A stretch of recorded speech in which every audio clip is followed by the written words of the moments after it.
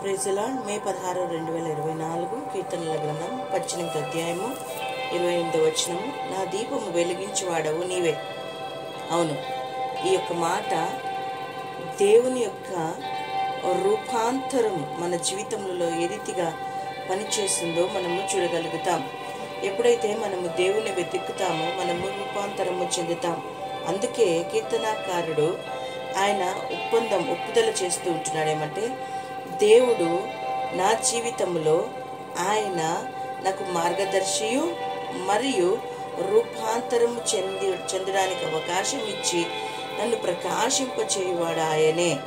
దీపము అనగా మన యొక్క జీవితము లేక మార్గము. అవును, మన మార్గములలో మన జీవితాలలో మనము నడవడానికి మనకు వెలుగు అవసరమై ఉంది. అందుకే దేవుడు మనకు వెలుగై ఉన్నాడు.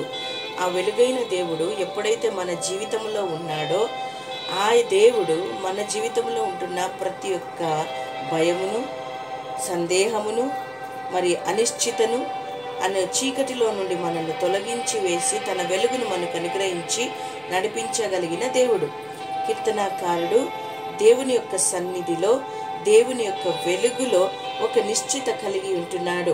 అవును, ఏమంటే ఆ దేవాది దేవుడు, వెలుగైన దేవుడు నన్ను వెలిగించి నా వెలుగును ద్వారా నన్ను సరైన మార్గములో ఎన్ని శ్రమలు వచ్చినా, శోధనలు వచ్చినా, ఇరుకులు వచ్చినా, ఇబ్బందులు వచ్చినా ఆ వెలుగులో నన్ను నడిపించగలిగిన సమర్థుడు ఆయనే అని తెలుసుకుంటున్నాడు. అవును, మనం ఎన్నో కష్టాల్లో, శ్రమల్లో ఉన్నాం.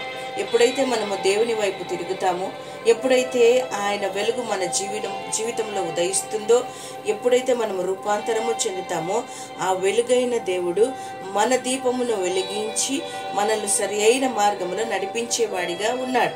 ఏ రీతిగా అయితే వెలుగు వచ్చినప్పుడు చీకటి పారిపోతుందో, దేవుని సన్నిధి మన జీవితంలో ఉన్నప్పుడు ప్రతి రకమైన భయమును, అనిశ్చితను, సందేహములను ఆయన తీసివేసి మన బ్రతుకుకు ఒక అర్థమును, ఒక క్లారిటీని దేవుడిచ్చి మనల్ని నడిపించే దేవుడు వెలుగై ఉన్నాడు.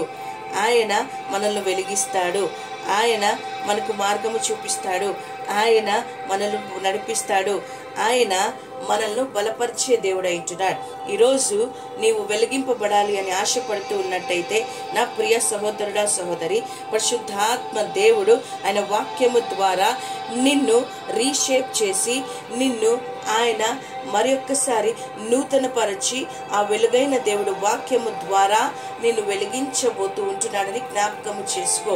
వాక్యమైన దేవుడు, వెలుగైన దేవుడు నీ జీవితంలో అద్భుతాలు చేయడానికి సిద్ధంగా ఉంటున్నాడు. నువ్వు భయపడుతున్నావా? నువ్వు దిగులు పడుతున్నావా? సందేహపడుతున్నావా? ఏ స్థితిలో నువ్వు ఉన్నట్లయితే భయపడద్దు. ఇదిగో ఈ ఉదయకాలమున నీ దీపమును వెలిగించి నిన్ను సరైన మార్గంలో నడిపించడానికి ఆయన సిద్ధంగా ఉంటున్నాడు. కాబట్టి ఎట్టి మాటలతో మనము ధైర్యము తెచ్చుకొని మనం ఎటువంటి పరిస్థితుల్లో ఉన్నా కూడా దేవుడు మనకు తోడుగా ఉండి మనల్ని నడిపిస్తాడని ఒక విశ్వాసముతో మనం అడుగులు వేస్తూ ముందుకు వెళ్ళినప్పుడు దేవుడు మనల్ని హెచ్చించి కార్యమును చేయబోతుంటున్నాడు.